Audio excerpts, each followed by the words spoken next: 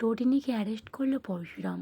হ্যাঁ বন্ধুরা, পরশুরাম ধারাবাহিকে আজকের পর্বে দেখানো হয়েছে টোটিনিকে মিথ্যে কথা বলে পরশুরাম নিজের অফিসে নিয়ে আসে। সেখানে ছিল মৈতর স্যার, সৌরভ, বলরাম। মৈতর স্যারের সামনে টোটিনি চিৎকার করে উঠে পরশুরামকে জানায়, আমাকে কেন এখানে নিয়ে এসছো? ওদিকে সৌরভ বলে ওঠে, আপনাকে সম্মান জানানোর জন্য নিয়ে আসা হচ্ছে এখানে। মৈতর স্যার বলে, এই রাজ্যে অনেক ক্রিমিনাল আছে, তার মধ্যে তুমি একজন।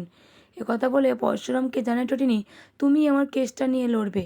পরশুরাম না বলাতেই টোটিনি সকলের সামনে ঠাটিয়ে চড় মারে পরশুরামের গালে। এদিকে কর্ণ চ্যাটার্জি জিৎ মুখার্জিকে ফোন করে হুমকার দিয়ে কথা বলে, সময় শেষ, আমি ঠিক দিনে বেরিয়ে এসেছি, আজকে অক্ষয় তৃতীয়া। ঠিক তখনই ওখানে এসে পড়ে নন্দিনী। আমাকে জেলে পড়ার জন্য যে পুলিশের সঙ্গে হাত মিলিয়ে এই কাজটা করেছিল না, আমি তাদেরকে কিছুতেই ছাড়বো না। আজকে নাম নিয়ে শপথ নিলাম। কর্ণ চ্যাটার্জি জিৎ মুখার্জিকে ভীষণই ভয় পাইয়ে দেয়। নন্দিনী জিৎ মুখার্জি থেকে ফোনটা নিয়ে কর্ণ চ্যাটার্জিকে বলে, আপনি আর কোনো ক্রাইম করবেন না, আমি যেটা বলছি আপনি সেটা শুনবেন। কর্ণ চ্যাটার্জি বলে, কেন? হাসপাতাল থেকে যে মালটা নিয়ে চলে এসছে কাহিনী, সে কথা কর্ণ চ্যাটার্জিকে জানিয়ে দেয় নন্দিনী। এদিকে টোটিনিকে যে পুরোপুরি ফাঁসিয়েছে সেটাও বলে দেয় নন্দিনী কর্ণ চ্যাটার্জিকে।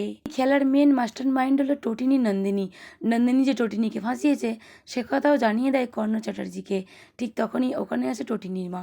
টোটিনির মা এসে নন্দিনীকে জিজ্ঞাসা করে, টোটিনির নামে কী সব বলছিস তুই কাকে? এদিকে হাসপাতালে মরিয়া হয়ে খুঁজছে পরশুরাম টোটিনিকে।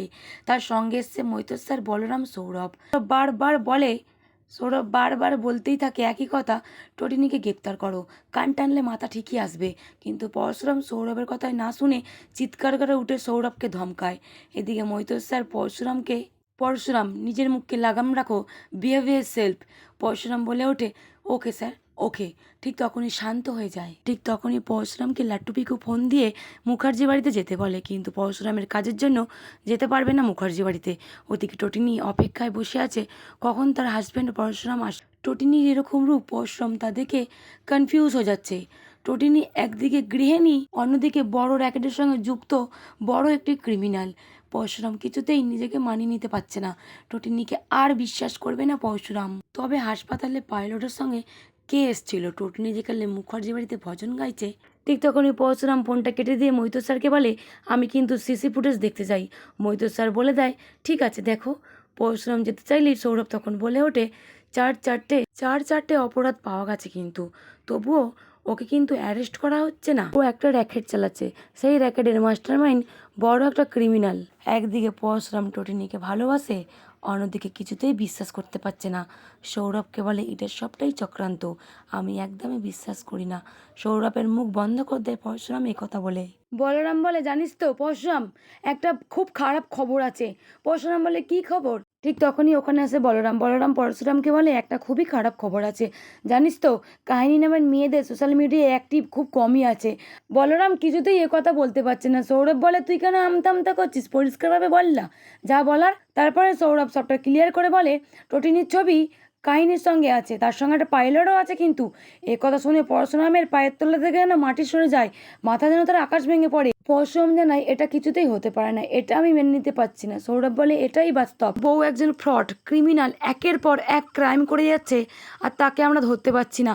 আমাদের চোখের আড়ালে কত কি মাল পাচার করছে। তখনই পরশুরাম ভীষণ রেগে যায় সৌরভের ওপর আর ছুটে গিয়ে তার টুটিটা চেপে ধরে। ঠিক তখনই সৌরভ ভীষণই রেগে যায় সৌরভের ওপর, ছুটে গিয়ে সৌরভের কলার ধরে বলে, না, ও কিছুতেই এটা হতে পারে না, ও একজন গৃহিণী, ও সংসার সামলায়, ও বাচ্চা এটা চক্রান্ত, আমি কিছুতেই বিশ্বাস করি না, ও আমার চোখের আড়ালে এইসব কিছু কাজ করতেই পারে না। পরশুরামের ওপর সৌরভ ভীষণই রেগে গিয়ে পরশুরামকে জোর গলায় বলে ওঠে, কলারটা ছাড়, জাস্ট শাট আপ। ঠিক তখনই মৈতর স্যার বলে, তোমার কাছে কিছু প্রমাণ আছে? এদিকে সৌরভ বলে, হ্যাঁ আমার কাছে আছে, আপনাকে আমি হার্ড ডিস্কটা পাঠিয়ে দিয়েছি, কখন আপনি একটু চেক করে নেবেন। সৌরভের মুখে বিক্রম গুপ্তার নাম শুনে পরশুরাম ভীষণই চমকে যায়, কারণ সৌরভ ওদের দলে ছুঁচ হয়ে ঢুকে ফাল হয়ে বেরিয়ে এসছে। সব কাহিনী এখন সৌরভের হাতে। টোটিনিকে আর কেউ বাঁচাতে পারবে না, কারণ সব তথ্য এখন সৌরভের হাতে। পরশুরাম যতই তার স্ত্রীকে বাঁচাতে চাক না কেন, উঠে পড়ে লেগেছে সৌরভ এখন, কারণ টোটিনির ওপর রাগ যে আছে সৌরভের। কর্ণ চ্যাটার্জি, কাহিনী, নন্দিনী, শীতল, গব্বর সবাই মিলিত চক্রান্ত করে টোটিনিকে ফাঁসিয়েছে।